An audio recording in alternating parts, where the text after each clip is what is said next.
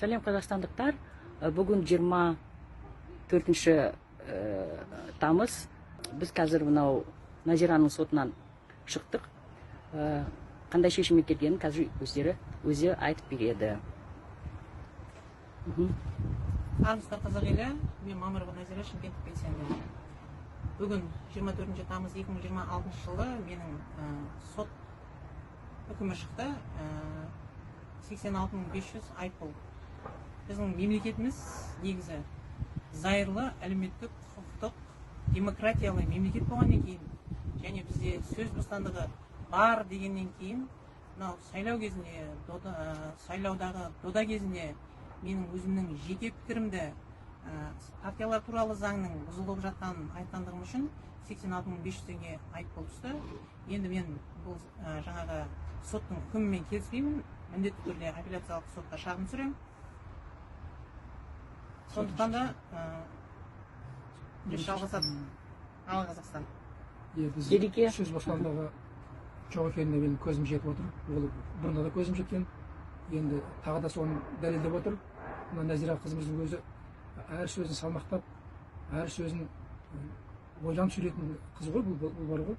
Мына жерден қате кетпейін бе, мына жерден кінара тақпаймын екен, олар деп бәрін салмақтап сөйлеп жатқан қызды айыптап, соны айыптап отыр ғой енді. Тауып отыр әйтеуір. Иә, тауып отыр. Біресе тауып отыр. Жоқ, оны бет бақтырмайды ғой, олар бар ғой. Жоқ, мынандай ғой десең, ол жоқ. Мынау үкіметтің шешіп бергеннен шеңберден шығып оларын керек. Сондай мәселе келтіріп отыр да. Сөйтіп Назира қызымызды айыптап отырды. Онда біз келіспейміз. Бірақ кімге шағынамыз? Соны ойланатын нәрсе екен де, біз шағынатын ешкіміз жоқ қой. Мынау бәрін Тоқаев сайлаған болса, сотты Тоқаев сайлаған болса, вице-министрді Тоқаев сайлаған болса, МВД-нің бастығы Тоқаев сайлаған болса, біз кімге шағынданамыз? Шағынданатын ешкіміз жоқ. Өсіп күңкілдеп қоямыз ба, кетеміз біз? Жоқ, басқа бір жолын табамыз ба? Ойланатын нәрсе екен. Соны ойлансаңыздар, бұл билік кері кеткен болып отыр. Кері кетіп, бізді тас қастарына әкетіп жатыр бізді. Баяғыдай сөз бостандығы жоқ. Әдісі мәдіп төбенен тоқпақ ұстап отыратын сондай заман болып жатыр ғой. Бетіне шыққан, жаңағыдай сорпа бетіне шыққан майлардың бәрі қазір Шымкентте 5-6 адамы. Соларды 6 ай сайын біздің құқығымызды шектеп, айыппұл салып, шектеп отыр да. Өзіміздің правамызды шектеп отыр. Сол басқа не қоямыз.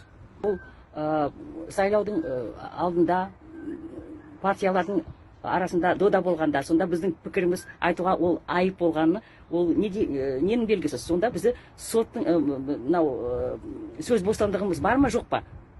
Түсінбей қалдық қой сонда. Әр сөзімізге бізге сотта тарта берсе. Сонда ойланайық, бұл не деген болып жатқан жағдай Қазақстанда түсініксіз болып жатыр.